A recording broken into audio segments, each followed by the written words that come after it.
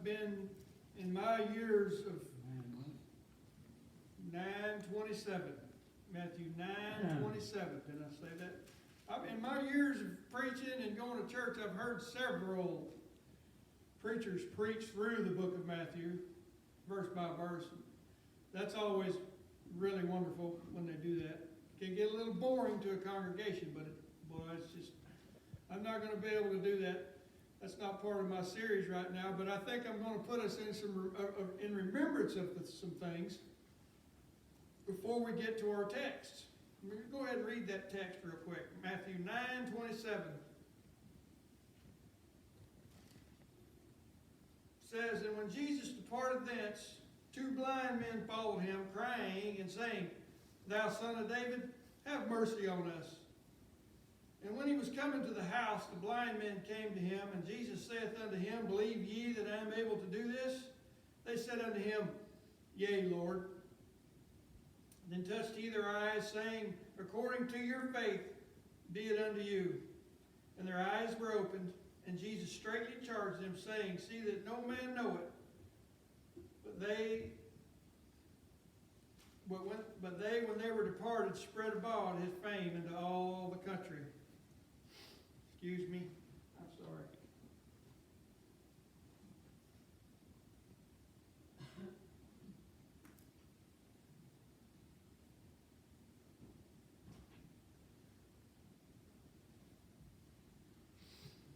I'd like to bring us up to speed a little bit. It's going to be a whirlwind thing, so y'all pay attention.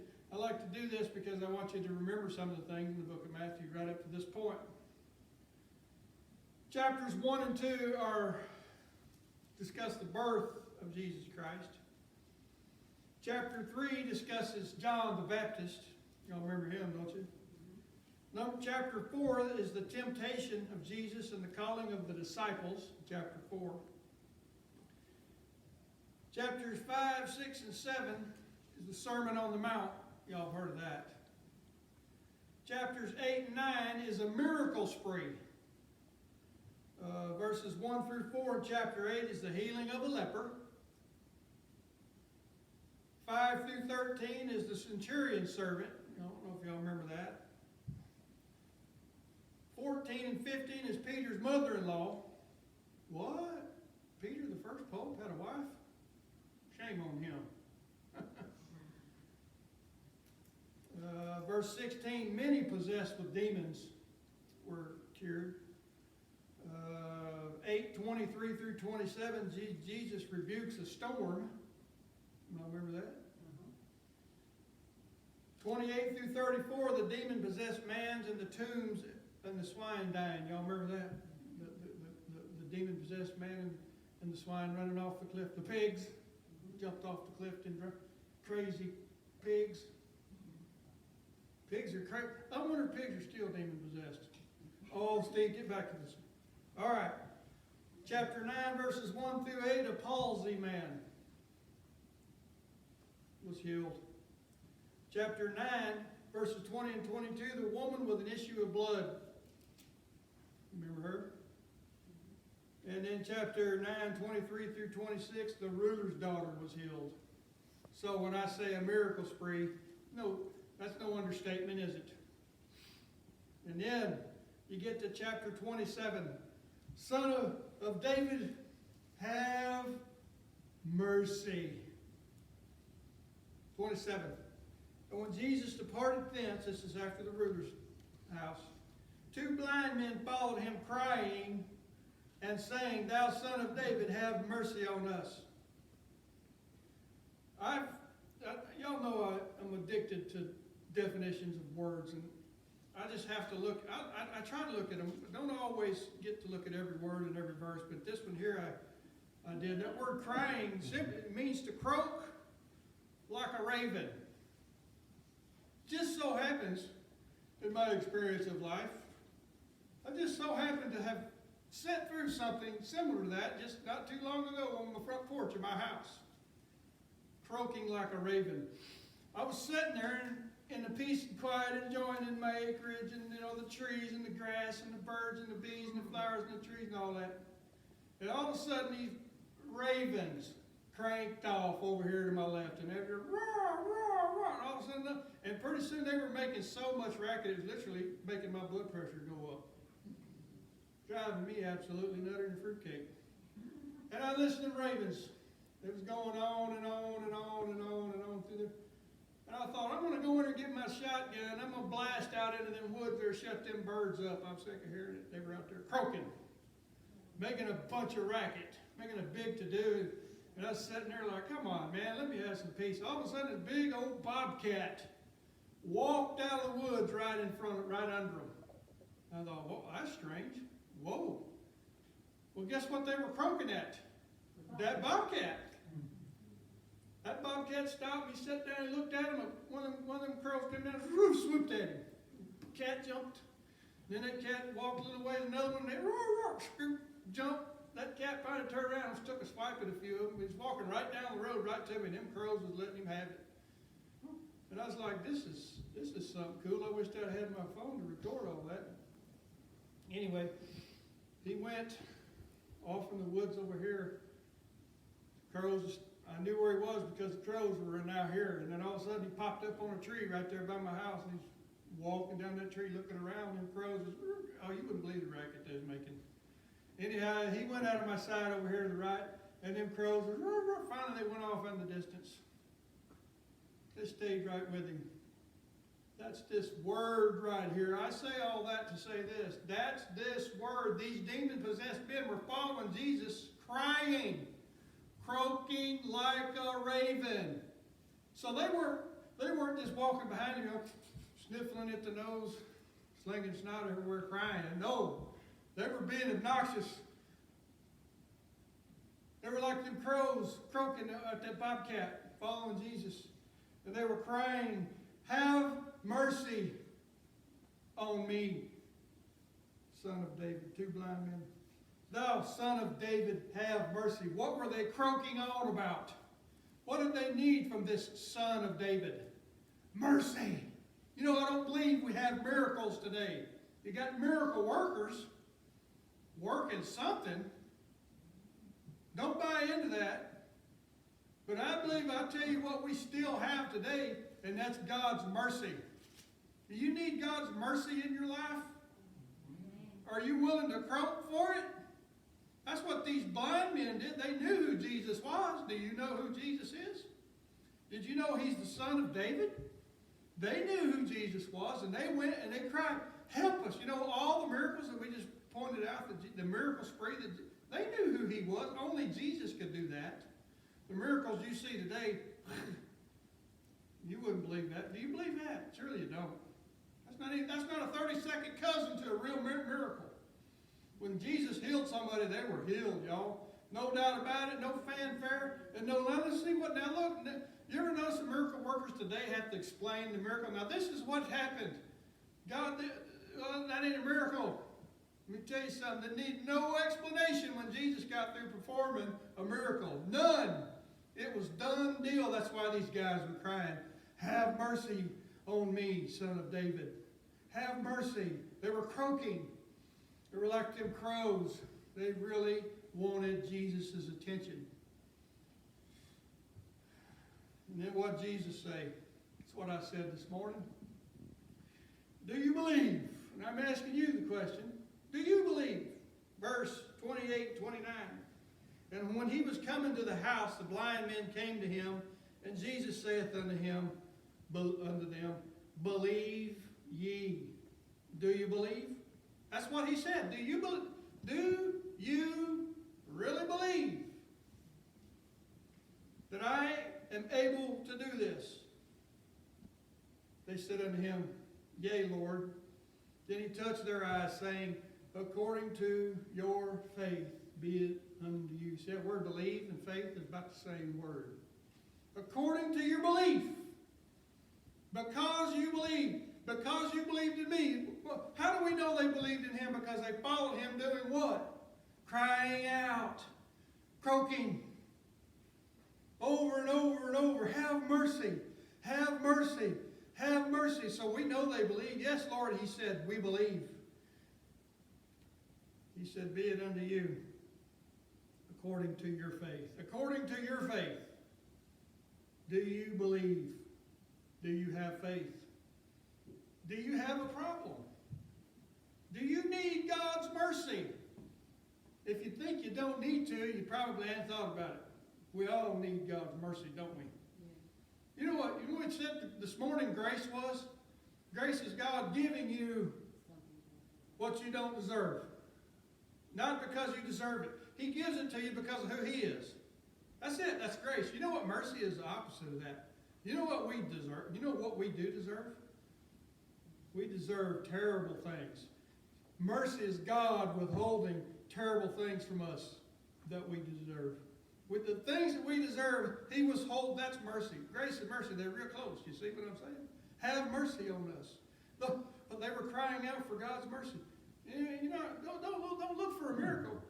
But I beg of you, learn to get up in the morning and ask for God's mercy. Think about it. Yes, we need God's mercy. We need God's grace, don't we? That's first, but what else we need? We need God's mercy. God withhold it from us. God, you gave us mercy. You gave us good things. You gave us Jesus Christ. You gave us salvation. Now, God, withhold from us the things that we do deserve, the terrible things. God, have mercy on me.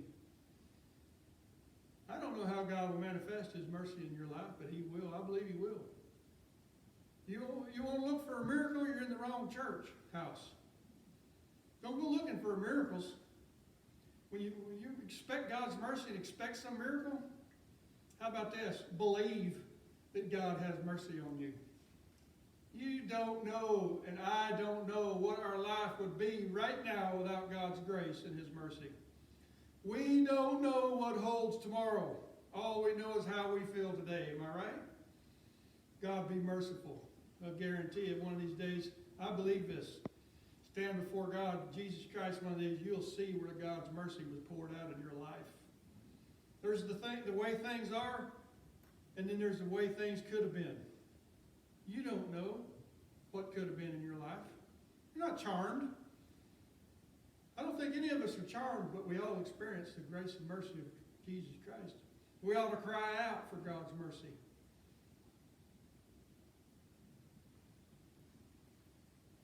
These men were blessed. Jesus prospered them, but they weren't obedient. See what I'm talking about? You're going to see that in this next verse. Verses 30 and 31. These men were prospered by Jesus Christ, and their eyes were opened. They didn't deserve that, but God gave it to them. Did He not? Their eyes were... Why? Because they believed. They believed enough to cry out to Jesus Christ for mercy. That's their belief. And their eyes were opened. And Jesus straightly charged them, saying, see that no man know it. All right, y'all. He says, you're healed. You're cured, but don't go tell anybody. Don't tell a soul. You know, Jesus has His reasons. You can try to guess all day. Why would Jesus tell them that? What was He thinking? You don't know what He was thinking. But I know this, He had His reasons to tell them not to tell anybody. You know, you hear a lot of speculation on why, and there's some good sermons out there on why Jesus told them that. I challenge you to go find them.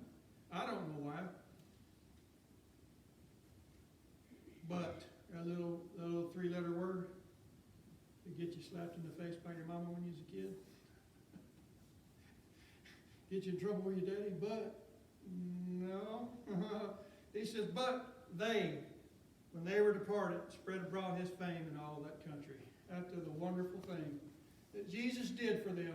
And all He said was, don't tell anybody. And what did they do? Immediately disobeyed, right? You don't think Jesus didn't know? He knows. He knows what you're going to do. He knows why you're where you are in life. And He knows what you're going to do in life, no matter what good thing or bad thing comes along. He knows the outcome. And what did they immediately do? They went out and done exactly what He told them not to do. You ever find yourself in that position? Is that not the wonderful grace of Jesus, greater than all our sin? Is that not wonderful mercy right there? Did it anyway. What did we talk about in Sunday school this morning? The children of Israel, did they earn or deserve anything? Did they appreciate anything that God did for them? But what did He do? He gave them food. He gave them water. He gave them protection from the enemy. anyway. They went out. They were disobedient. That's all as a preacher I can ask, is for us just to be aware of that. God gives us good things. Let's obey God. Let's try to. Try not to be disobedient to God. Now we come to something else in the same text. Demon-possessed versus devil-possessed. What does that mean, Steve? Demon-possessed versus devil-possessed.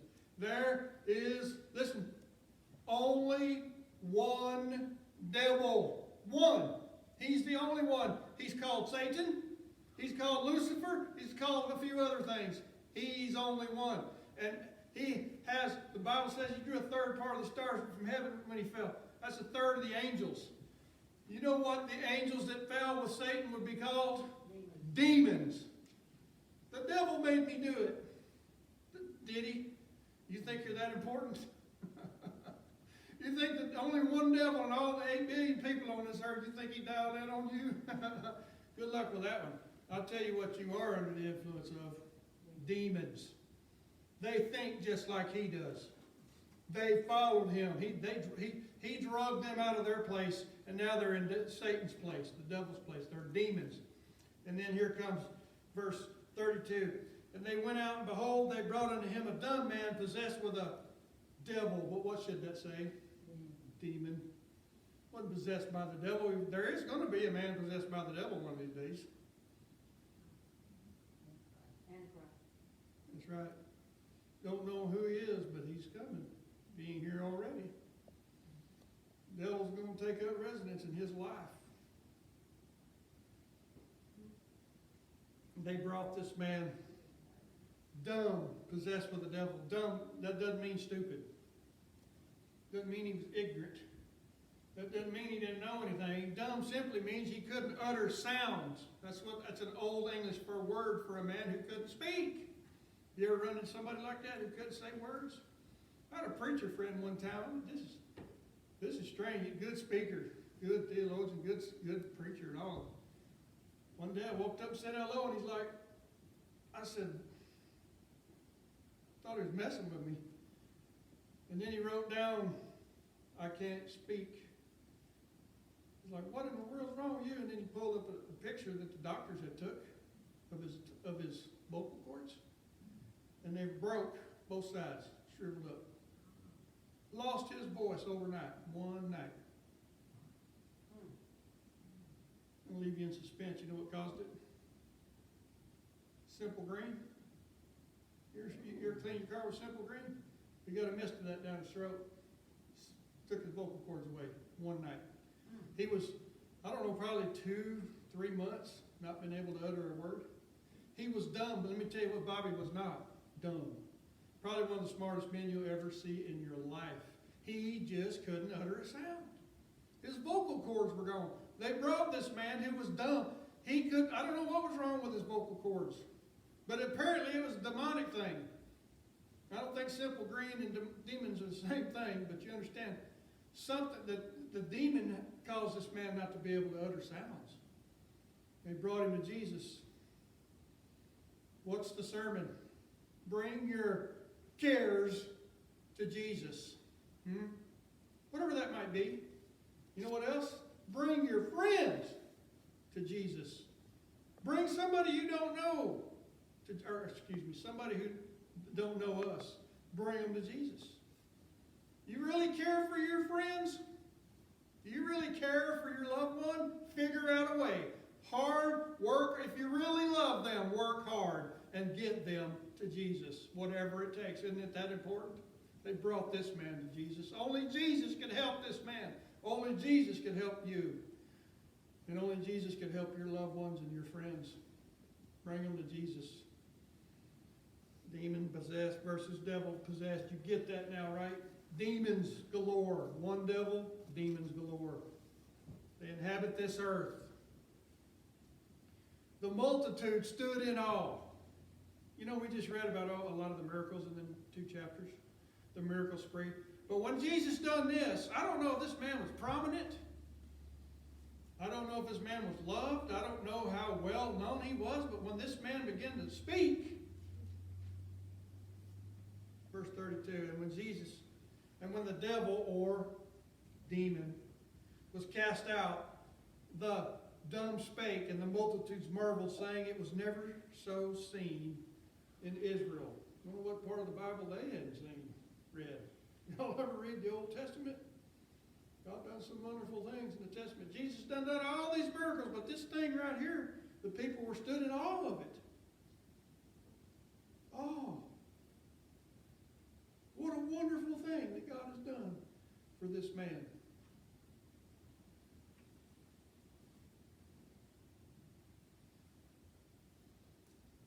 Negative, lying feedback by the professional, so-called, God-called preachers of the world. Verse 34, but the Pharisees. But there's that word again that gets you in trouble with your mama. But, but my mama. When you was a little kid, you get in trouble. But, here we go. But the Pharisees said. You know, all that Jesus just did. The Pharisees said, he casteth out demons through the prince of the devils. Who's the prince? Who did we decide who that was? Satan. Lucifer, the devil. Here's how this man Jesus cast out these demons, through the prince, through Satan himself. Now they're talking about Satan. Now they're talking about Lucifer. Now they're talking about the one and only devil. This is how he did that. Lying, treacherous, evil, wicked men. All that they had, all the good. Yeah. You think the devil does good? Does the devil do anything good? He's evil. All he wants is evil, useless things for your life. Jesus wants good, useful, productive things for your life. That's the difference between God and the devil. You understand that? The devil brings darkness. What did God bring? The light. All he wants is light. And here these guys said, he casteth out demons through the prince of demons. Oh, really? What good thing have you Pharisees done? What light have you brought into the world? How much brightness have you given someone in their lives? How much illumination, after you get through preaching and teaching and doing whatever you Pharisees do, how much illumination do people have? No, they just have a bleak hate of dark, of light. You know, all the miracles Jesus did over in Galilee, you know what it got him in the end? I'm closing my Bible right now. You know what that got him in the end? Them people crying out, crucify him. Huh? We have no king but Caesar. How easy people forget. You know, if you look for Jesus to do something in your life to make your life so beautiful and wonderful and spectacular and all, and if you don't get that, you think there's something wrong with Jesus every time. Did I tell you about the lady, the Christian woman whose house flooded by a broken pipe? All right, God. Oh, really? Isn't that the way we are? Our life don't roll. We do a certain amount of things. We expect certain things to happen, and then it doesn't happen. All right, God, is that God? Oh, what are you doing, God? How about this? Lived our life day by day for the mercy of Jesus Christ. Ask for the mercy. Croak if you have to. Get the mercy of God. Pray. Believe. Do you believe? Do you have faith that Jesus is able to do that? That's what we ought to do as Christians, as children of God, as so-called Christians. Huh? And we ought not be angry when things just don't go the way we... You know, a lot of people they just quit church. And I know this one couple, man, got on fire. Both got saved. They got on fire for Jesus. Boy, they got into that old gospel Christian music thing. Boy, they went on a whirlwind and praised Jesus tour. It lasted about 1 year. And their lives fell apart. And you know what the first thing they did? They quit going to church. Sounds to me like they blame God for their problems. Oh, don't blame God for your problems. I shouldn't blame God for the problems I have. I should look at those problems as, you know, God knows what He's doing. He's arranging things in my life, things I can't even comprehend. He knows the future. Let's not be angry and blame God and false accuse God. You know what these men are doing when they said he cast out devil by the prince of devils? Lie, they're lying about Jesus Christ. Well, that's terrible, isn't it? When we complain about our lives, aren't we not doing the same thing of falsely accusing Jesus and God? Are we saying God don't know what he's doing? Sure we are. Think about it. Shouldn't we think about it? If we're not careful or complaining, we're blaspheming God. Are we true believers? Well, then all you can do is blaspheme God about the way your life's going, the way other people's lives are going, the way the world's going. How about this? Trust God. Believe in God's mercy. How about that? My sugar is wearing off.